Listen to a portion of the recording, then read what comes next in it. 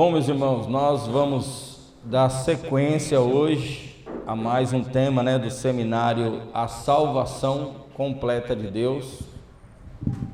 E dando sequência aí a esse seminário, hoje nós vamos falar a respeito das obras. Amém?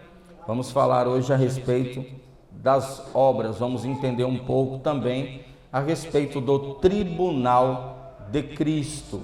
Então, de extrema importância, nós não vamos falar de forma tão aprofundada assim, tão acadêmica assim, mas vamos trazer aqui um básico, vamos trazer aqui uma luz, um entendimento para que a gente possa crescer um pouco mais no conhecimento desse assunto tão importante. Afinal de contas, a vida cristã, ela é uma vida vivida na prática. Então, nós precisamos aprender como exercer essa prática de estar fazendo a vontade de Deus. Quem trouxe Bíblia aí, diga amém. Amém. Vocês estão alegres, irmão? Amém? Vocês precisam estar animados. Eu estou animado. Vocês precisam estar animados também para a gente poder também ver o ânimo de vocês. Apocalipse, capítulo de número 22. É o último livro da Bíblia e o último capítulo da Bíblia. Só um versículo, para nós introduzirmos aí. Já oramos.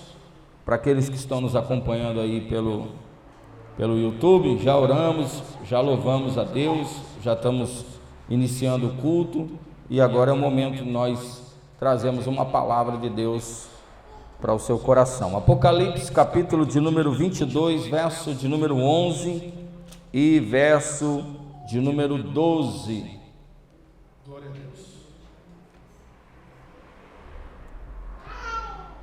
Bem fácil de achar, Apocalipse 12, Apocalipse 22, versos 11 e versos 12. Quem encontrou, diga amém.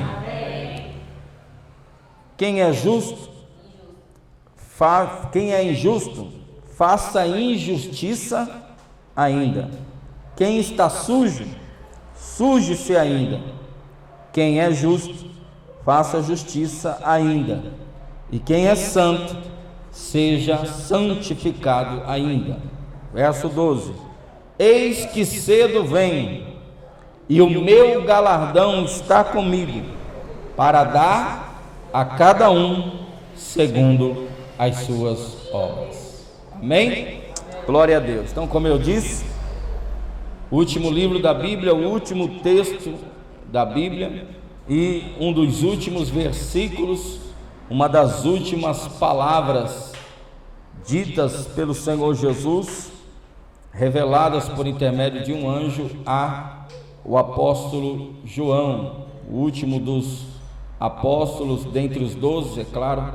Depois sabemos bem que surgiu Paulo e outros mais que fizeram parte desse discipulado, mas nós observamos aqui que o versículo de número 11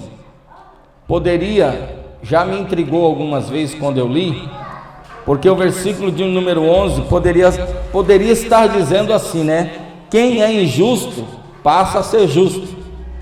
Sim ou não? Mas o versículo já está dizendo: quem é injusto, faça injustiça. Quem está sujo, suje-se ainda. Ou seja, a pessoa é livre para ela poder fazer e viver o que ela quer. Contanto, o versículo de número 12 está dizendo que ele vem e o galardão ou a recompensa está com ele, para dar a cada um segundo ou de acordo com as suas obras. Então é isso que nós vamos saber. Nós vamos conhecer o tribunal de Cristo e a prática das obras, quer sejam boas, quer sejam más. E aí, irmãos, o que a gente já precisa começar a entender nessa introdução, que por mais que a pessoa ela se intitule ou ela se declare cristã, Por mais que as pessoas se intitulem ou se declarem cristãs, isso não significa que elas praticam as boas obras. Por quê? Porque as obras não têm nada a ver com salvação. Vocês já aprenderam isso, sim ou não? As obras não é baseado naquilo que eu faço ou naquilo que eu deixo de fazer. Deus não nos salva pelo nosso bom comportamento e nem condena pelo mau comportamento. Deus salva e Deus condena por causa da condição do ser humano. Porém, uma vez que somos salvos, Deus reservou as boas obras para que nós pudéssemos andar nelas.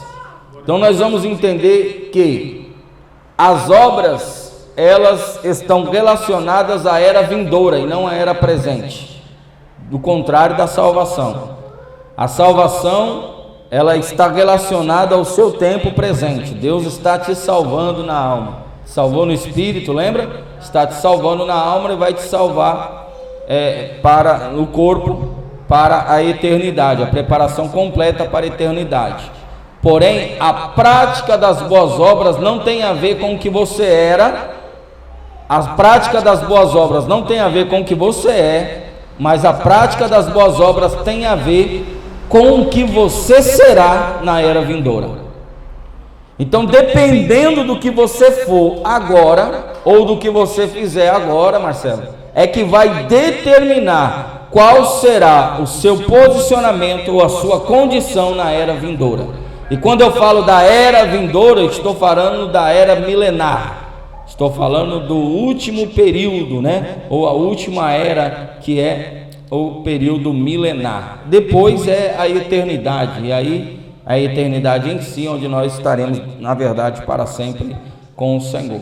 Então isso é muito importante, irmãos, para que a gente possa saber. Por isso que há a confusão das pessoas relacionarem salvação se perde, salvação não se perde, justamente porque a cobrança de Deus para com os salvos, com relação a viver uma vida de boas obras, de prática de boas obras, e demonstrar que, de acordo com aquilo que eu e você fizer, seremos recompensados ou seremos disciplinados, isso faz com que muitas pessoas pensem que em uma possível condenação para alguém que já foi salvo. Mas a Bíblia é clara em dizer que nenhuma condenação, não confunda condenação com disciplina. É muito importante esses termos. Por que não é que eu gasto tempo? Por que eu dou um tempo para essas coisas? Para que vocês possam ir assimilando. Pô, se não tem condenação, por que Deus vai me punir? Por que vai ter fogo, vai ter enxofre, vai ter prisão, vai ter açoites, vai ter até o dano da segunda morte? Não a segunda morte em si, mas o dano, ou seja, uma dor semelhante àqueles que morrerão com a dor da segunda morte. Por que vai ter tudo isso aí? Justamente porque você não viveu de acordo com o resgate ou com a redenção que lhe foi concedida. Lembra que eu disse? Para mim, a graça de Deus, a salvação é o pagamento adiantado. A lei é: você trabalha e depois você recebe. Não é assim lá no trabalho? A gente trabalha os 30 dias para depois receber. Isso é a lei. Se você trabalhar, você recebe. Se você não trabalhar, você não recebe. A graça não, é o pagamento adiantado. Deus já vem te dar o benefício, mas exige de você que você cumpra com a sua compromisso e com a sua responsabilidade. Porque lá no tribunal é que vai vir o desconto dos dias que você trabalhou e dos dias que você não trabalhou. Amém ou não amém? Deu para entender a ilustração? Simples, mas para a gente poder diferenciar lei e graça. Então, dentro da graça existe essa cobrança ou essa exigência de Deus em vivermos na prática das boas obras. Porque é o contrário, irmão Renato, do que muita gente pensa, que a graça é Deus aliviando para a gente. Não, a graça não é Deus facilitando as coisas, não. A graça, ela exige mais ainda do que a lei. As exigências da graça ainda são maiores, ao ponto de Jesus dizer assim, ó: se a vossa justiça não exceder a dos escribas e dos fariseus, de modo nenhum entrareis no reino de Deus. Aí você vai lá pesquisar como é que vive um escriba, como é que vive um fariseu. Qual é o grau de santidade, de devoção, de consagração e de entrega. É por isso, irmão, que todas as vezes que eu vou orar, e isso sempre me vem à mente, né, eu acho que isso faz parte do processo de salvação, a gente sempre reconhecer a depravação do homem, né? E eu não sei você, eu oro que nem um calvinista. Eu oro mesmo e falo para Deus, né? Quão miserável eu sou, quão pecador eu sou. Mesmo às vezes estando na presença de Deus, eu sempre tenho esse senso de que eu nunca estou satisfeito comigo mesmo diante de Deus, e por isso eu procuro sempre a misericórdia de Deus para me ajudar a melhorar a cada dia. Porque, irmão, vou falar para você, os crentes hoje envergonham demais o Evangelho. Os crentes hoje envergonham demais a Deus. Eu sei que nós vamos transmitir isso para um canal de YouTube, mas isso está tão notório aí que não requer nenhum tipo de problema falar sobre esse assunto. Mas que vergonha ter nome de pastores envolvidos em corrupção e propina. Isso mancha, né? De certa forma, entre aspas, mancha, embora nem todo mundo corresponda à altura e nem todo pastor deve ser o seu nome jogado na lama por causa de meia dúzia, por causa de um ou outro. Mas eu falo para Deus, eu pedi perdão hoje para Deus, mesmo não sendo eu, mas eu pedi perdão. Senhor, nos perdoa, como nós envergonhamos o teu nome, como nós envergonhamos o Evangelho, como nós temos deixado de andar à altura daquilo que o Senhor Deus está fazendo por nós. Você ia falar, Renato, alguma coisa? Não precisa nem de muito esforço para visualizar isso, né? Às vezes a gente fica meio pensativo de falar certas coisas, como o pastor disse, sabendo que vai ser colocado no YouTube e vai ser aberto ao público, mas no geral é só você abrir uma rede social, você vai ver que é muito nítido isso aí que o pastor falou. As pessoas envergonhando o Evangelho de Jesus Cristo, envergonhando a pessoa de Cristo para outras pessoas. E o que o pastor disse aí me chamou a atenção, que ele orou pedindo a Deus que nos perdoasse, mesmo não sendo ele. E deixa eu te dizer algo, isso é algo que todos nós precisamos fazer. Isso é uma capacidade que Deus dá para poucos, e esses poucos vão fazer a diferença.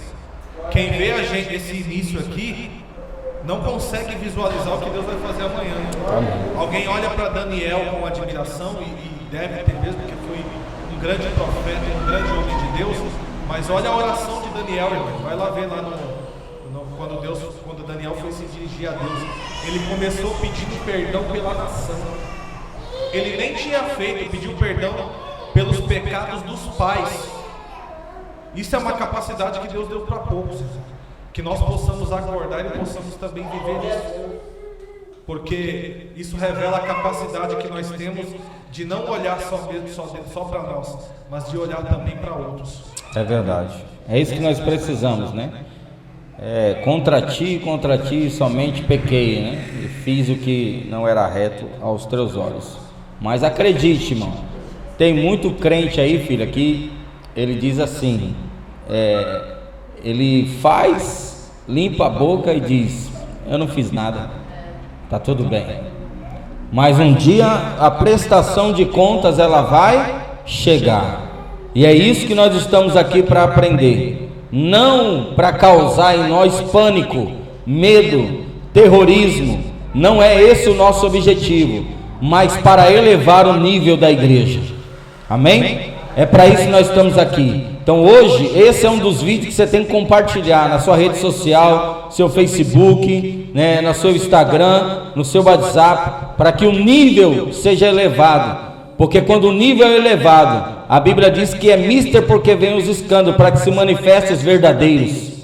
Então quando os verdadeiros se manifestam, os falsos são envergonhados.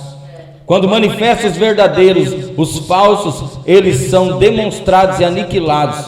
Porque aonde há um homem de Deus, uma mulher de Deus de verdade, falso profeta, não tem como prevalecer. Então nós precisamos estar elevando o nível e honrar a Cristo à altura de tudo aquilo que Ele é e tudo aquilo que Ele tem feito por nós. Então, começando aqui, depois dessa introdução, sabemos que o galardão está com Ele para dar a cada um segundo as suas obras. Todos nós precisamos entender, todos nós seremos julgados pelas nossas obras. Amém? Todos nós seremos julgados pelas nossas obras. Ninguém vai passar desapercebido diante de Deus.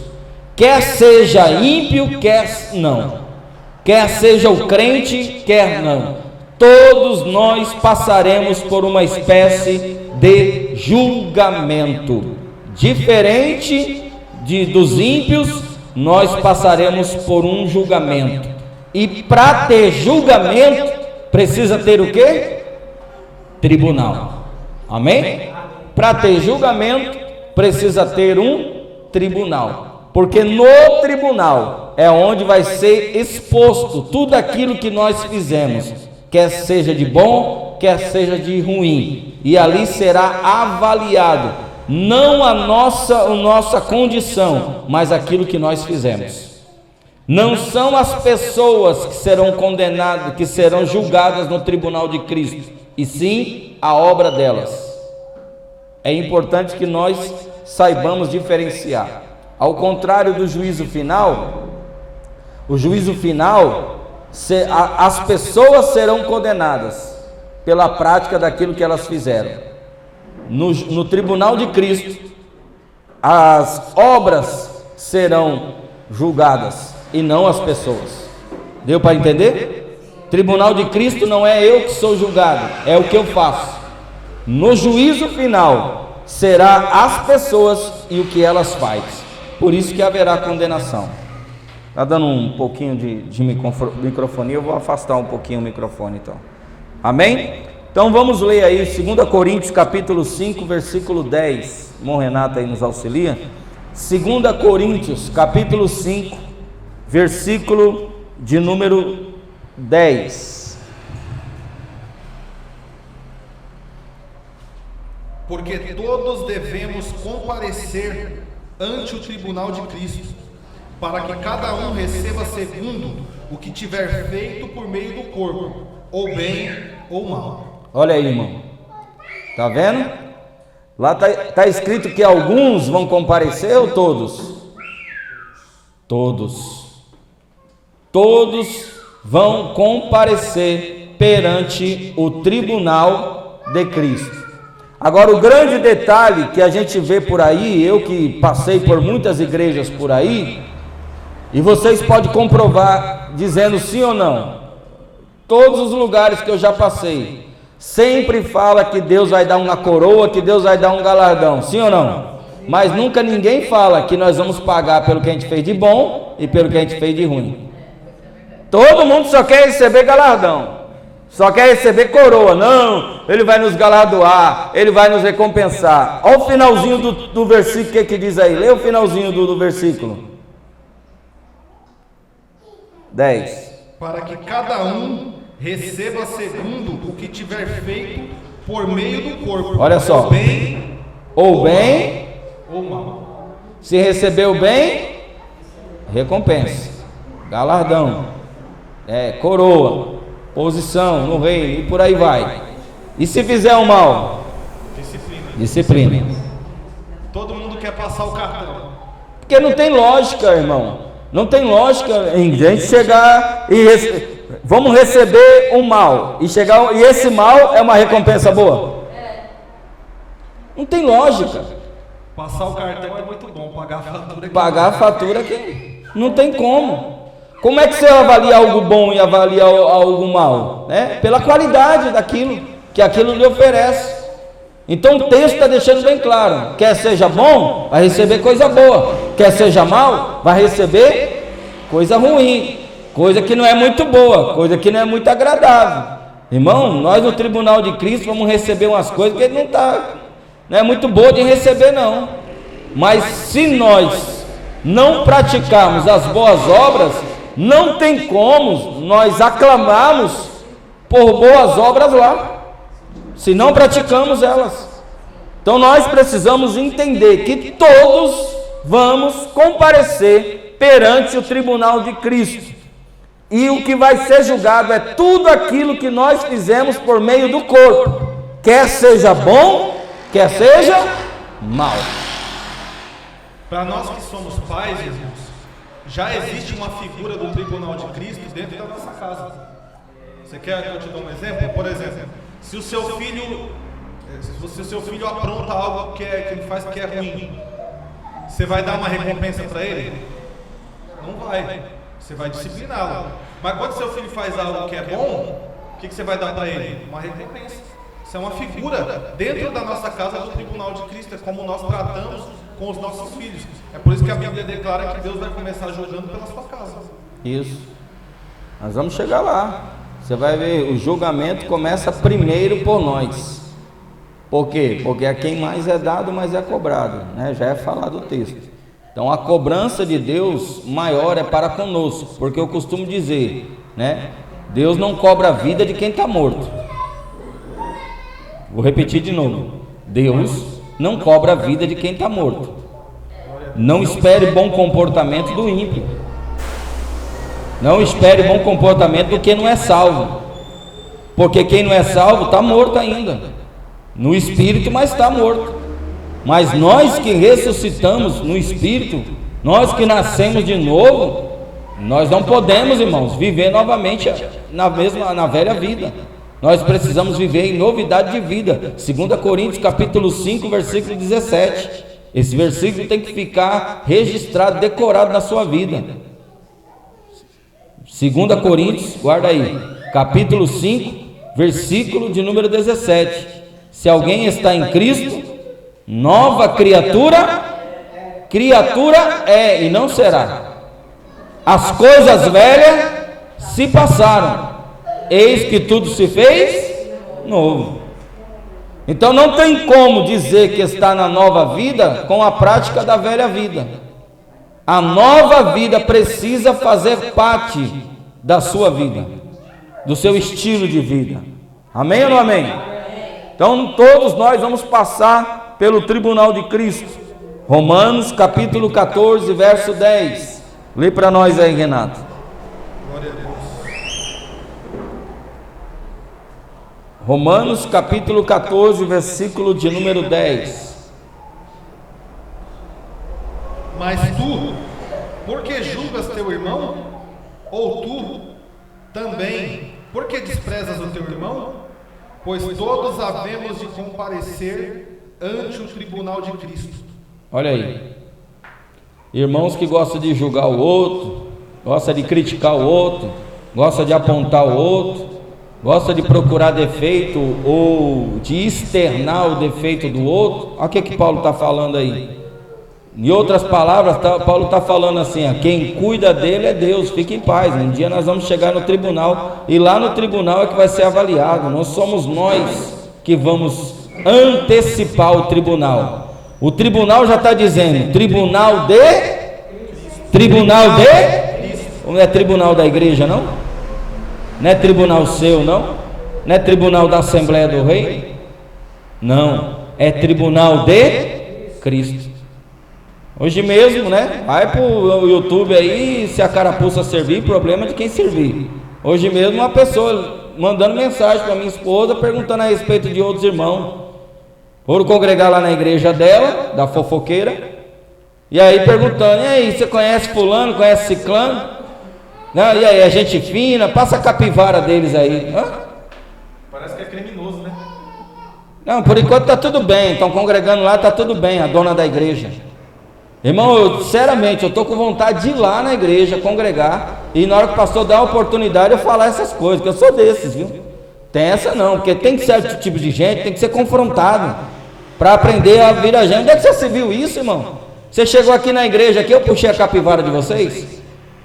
Perguntei o que vocês faziam no passado? Vocês estão falando para mim, meu filho. Quando Jesus quis salvar eu e você, ele perguntou quem você era? Quando o ladrão, que estava lá na cruz, que ele não é ladrão da cruz, que ele não roubou a cruz, mano, ele roubou outra coisa.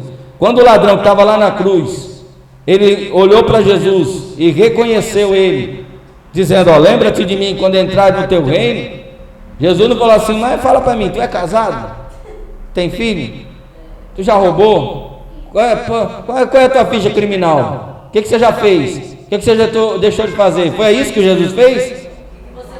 O que você roubou? Não sei não, vamos ver se dá para me te salvar. Fala aí, conta um pouquinho da sua vida. Foi isso? Não, irmão. O que ele disse? Hoje mesmo estarás comigo no paraíso. Por quê? Porque ele reconheceu, primeiramente, que o fato de buscar Jesus, ele reconheceu que ele era pecador. Segundo, ele reconheceu que Jesus era Senhor. Terceiro, ele reconheceu que Jesus tinha um reino.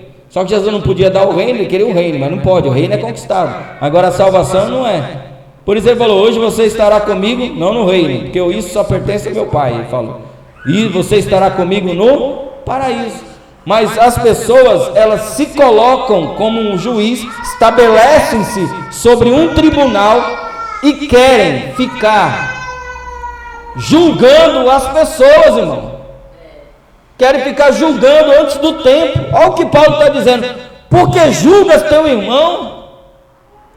Todos nós já vamos comparecer diante do tribunal de Cristo. A Bíblia fala, irmão, se você vê o teu irmão no erro, vai até ele, você só repreende ele. Ô, meu irmão, isso aí que você está fazendo, ó, diz a palavra, não é bom, vai te prejudicar, vai te fazer mal. Com amor, irmão, querendo restaurar, querendo resgatar. Mas em vez de falar para a pessoa o erro que ela está cometendo, ela vai falar para outra pessoa, para esconder os seus próprios erros, porque quem critica a vida demais dos outros, é porque alguma coisinha está escondida lá atrás.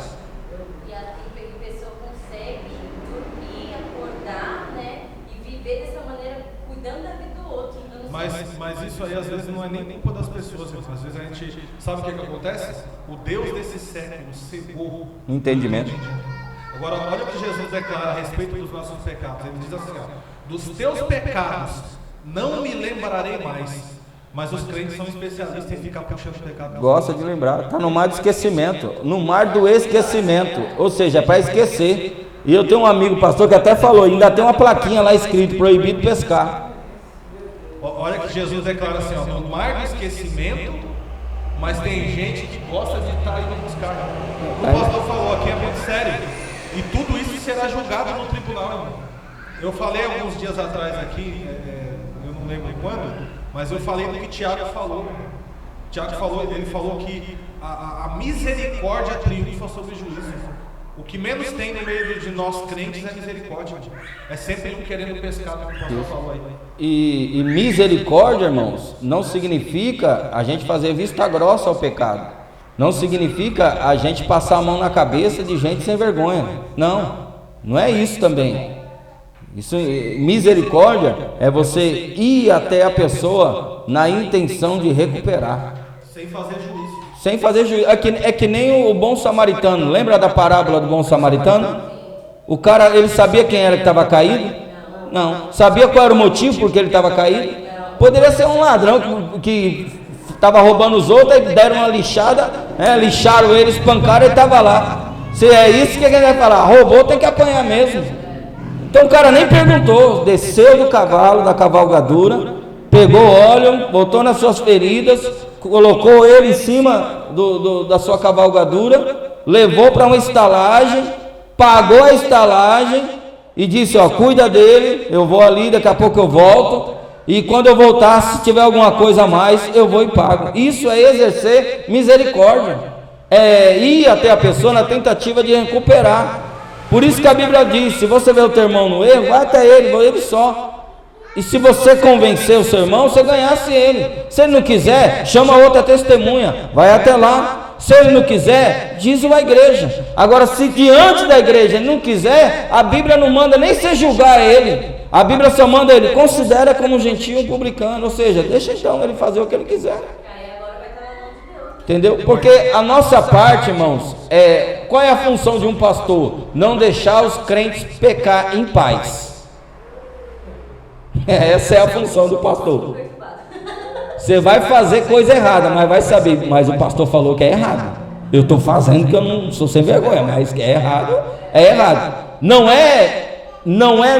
deixar as pessoas pecar. Porque o desgaste ministerial, porque o desgaste pastoral, porque os pastores ficam que nem controlador de voo, quer controlar a hora que desce, a hora que sobe, a hora que vai, a hora que vem, qual é a velocidade, qual é a altitude, qual é a latitude. Não adianta, irmão. Nossa função é não deixar os crentes pecar em paz. Mas não adianta, eu não vou conseguir proibir vocês de pecar, se até eu não consigo fazer eu mesmo parar de pecar. Como é que eu vou conseguir vocês? Então a única coisa que eu tenho que fazer aqui é pregar a verdade, ensinar a verdade, mostrar a verdade. Por quê? Porque quem orienta, quem disciplina, quem apacenta você é o verdadeiro pastor, que é Jesus. Pastor, mas quando é que Jesus faz isso? Quando eu estou pregando aqui, ele está disciplinando você, ele está discipulando você, ele está ensinando você. Quando a mensagem está sendo pregada, é nessa hora que o pastor, o bom pastor, está disciplinando e orientando vocês. Por isso que quando a mensagem às vezes vem dura, você fica com raiva do pastor. Está saindo som aí? Aí você fica com raiva do pastor. O pastor não tem nada a ver com isso, irmão. O pastor só parafraseia aquilo que Deus manda ele falar. O pastor só prega o que já está escrito. Ou eu venho falar aqui o que eu acho, o que eu penso. Nós não estamos lendo versículo aqui, tudo que estamos falando é com base no versículo. As pessoas se ofendem porque querem, se ofendem com as pessoas. Não deveriam se ofender com a palavra que está sendo pregada e com a vida leviana que muitas das vezes está vivendo. A verdade tem um poder sobrenatural de ofender quem anda na mentira. Quando você se ofende com a verdade é porque tem muita mentira. Tem muito. Eu já detectei isso em mim. Eu não gosto nem de falar isso pelos outros, pelas pessoas. Mas eu percebo que quando eu me ofendo com algo, é porque a mentira está instalada aqui, eu tenho que mandar ela embora. Ou deixar que ela permaneça. Essa é uma decisão de cada um. Mas quando a verdade ofende alguém, é porque tem muita mentira lá. Tem muita mentira lá. Então o que Paulo está dizendo é que todos vamos comparecer. É mais um versículo para comprovar. Não cabe a nós julgar ninguém. Eu já vi muita gente falando, fulano está fazendo isso e isso, vai para o inferno. Quem somos nós para dizer quem vai para o inferno e quem não vai, irmão? Nós não sabemos o dia de amanhã. A pessoa se arrepende, a pessoa se converte, a pessoa muda de vida, e aí vive uma vida de santidade. Aí você vai lá e cai na mesma esparrela, e aí?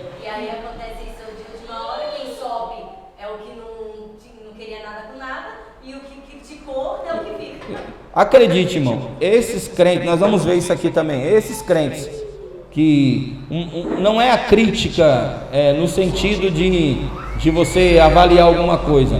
Esses crentes que gostam de criticar, julgar, apontar demais, irmão, pode ter certeza, já estão sendo desqualificados para o reino. Já estão sendo desqualificados, porque eles incluem numa categoria que nós vamos ler mais para frente aí, de pessoas que a Bíblia diz que não vai herdar o reino. Eles incluem em diversas categorias aí que nós vamos ver. Por isso que essas pessoas não sabem, elas estão sendo desabilitadas. Quando essa revelação caiu na minha cabeça, vocês percebem que eu parei de certas críticas? Eu ainda faço. Uma coisa é você ter uma palavra firme. Eu não sou omisso. Eu penso numa pessoa que eu não sou, é omisso. Diante de tudo que é assunto, eu me posiciono. Mas essas pessoas que criticam por criticar, julga por julgar, aponta por apontar, faz questão de denigrir a imagem do outro, faz questão de fazer com que as pessoas tirem suas conclusões precipitadas. Aí, como eu já orientei a minha esposa, ela já saiu bem, falou, não sei da vida de fulano não convivo com eles, não convivo com elas, para mim são ótimas pessoas. Então, fulano, aí já mudou o assunto, porque boca de fofoqueiro, irmão, só se cala quando encontra ouvido de crente verdadeiro.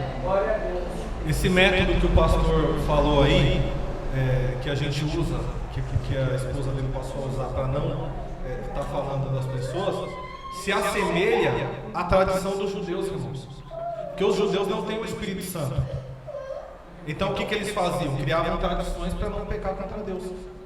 Isso na verdade são métodos que a gente usa para colocar freio na nossa língua, irmão. Porque o pastor falou isso, acho que umas 2 aulas atrás, ele falou que o que contamina não é o que entra, mas é o que sai.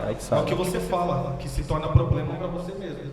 E para nós, para cada um de nós. Né? E o detalhe é que o esposo dessa irmã já falou mal de mim e já fez mal para mim.